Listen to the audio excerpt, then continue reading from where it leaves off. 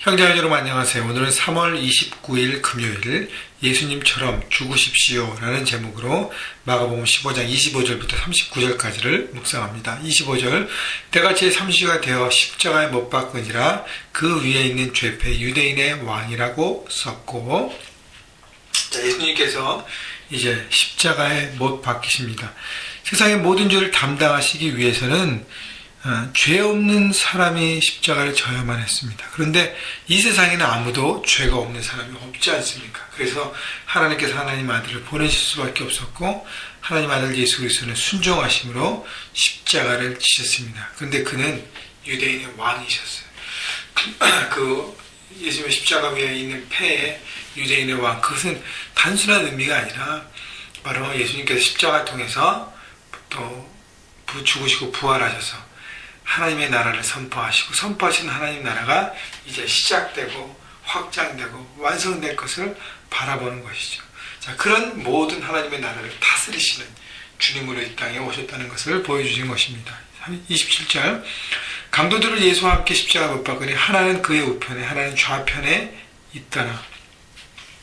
자, 강도들 예수님의 십자가 옆에서 예수님을 욕하고 그러다가 한편 강도는 나중에 깨닫고 회개하고 예수님 앞에 개인적으로 퍼스널리 다가가면서 주님 앞에 용서를 구하고 주님의 그 구원에 동참하기 위해 그렇게 자기의 마음을 드립니다.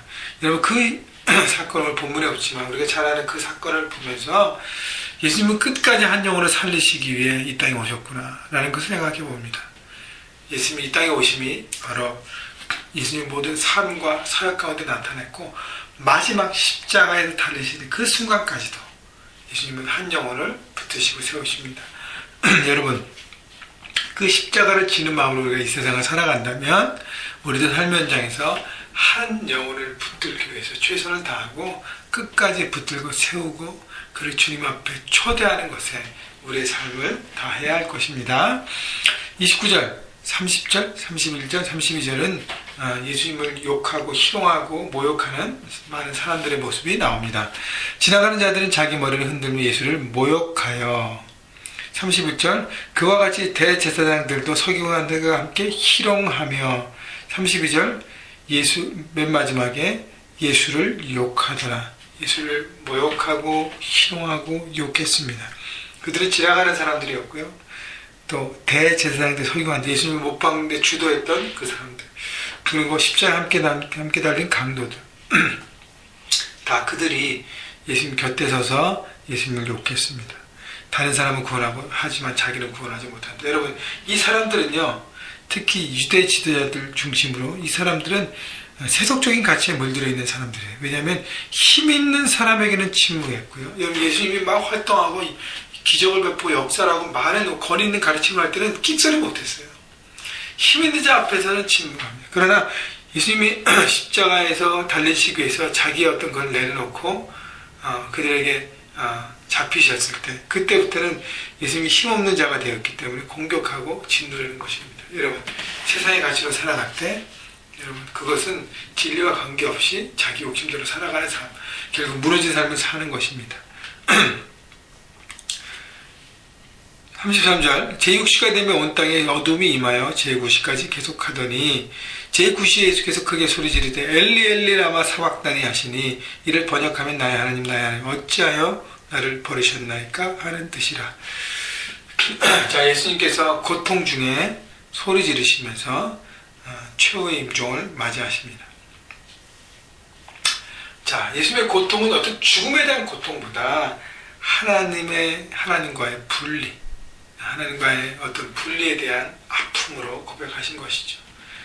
자, 그래서 37절 보면 예수께서 큰 소리를 지르시고 숨지시니라. 결국은 예수님께서 십자가에서 모든 걸 다 담당하시고 죽으셨습니다. 여러분, 그때에 38절 이에 성소 위장 위로부터 아래로까지 찢어 둘이 되니라.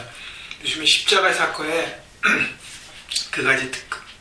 크게 두 가지 역사가 일어나는데, 하나는 낮 12시부터 3시까지 온 땅에 어둠이 임했습니다. 여러분, 하나님의 어떤 슬프심을 표현하는 것이죠. 대낮에 정말 뜨거운 태양이 장렬하는 유대 땅에 그 그때에 하나님께서 구름을 덮으시고 어둠으로 십자가 사건에 대해서 말씀하십니다. 그러니까 하나님의 역사를 보여주시는 것이고요. 그 다음에 성소의 휘장이 위로부터 아래까지 찢어져 둘이 됐다. 아무도 터치할 수 없는 그 성소의 휘장이 위로부터 아래까지 쫙 찢어졌습니다. 그래서 성전 안에 있는 성소와 지성소의 그 어떤 경계가 이제 없어진 것이죠. 누구나 예수 그리스도의 피를 힘입어 성소로, 지성소로 하나님 앞에 나갈 수 있다는 것입니다. 여러분, 그 특권과 은혜를 예수님께서 우리에게 주셨습니다. 이것이 바로 놀라운 기적이고 우리 향한 놀라운 사랑인 것입니다. 마지막 39절, 이를 향하여 섰던 백부장이 그렇게 숨지심을 보고 이르되 이 사람은 진실로 하나님의 아들이었도다. 여러분, 백부장은 이방인이에요. 그죠? 로마 군인의 리더입니다. 여러분 보세요. 29절부터 32절까지 유대인들은, 유대 지도자들은 예수님을 욕하고 희롱하고 그리고 세속적인 가치 가운데 예수님을 압박했습니다.